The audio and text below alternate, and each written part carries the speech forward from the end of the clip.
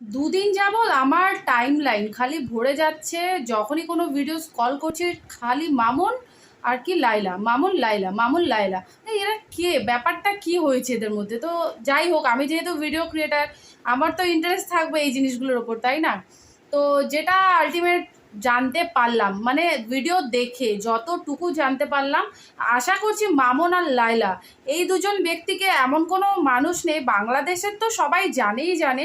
আর ইন্ডিয়াতেও আমার মনে হয় না এখনও বাকি আছে, আমাদের ভারতবর্ষেও মনে হয় না এখন বাকি আছে বলে কেউ জানাতে হবে। তাও যদি কেউ না জেনে থাকো, আমার এই ভিডিওটার মাধ্যমে তোমরা জেনে নাও আর কি কে কারা এই দুজন।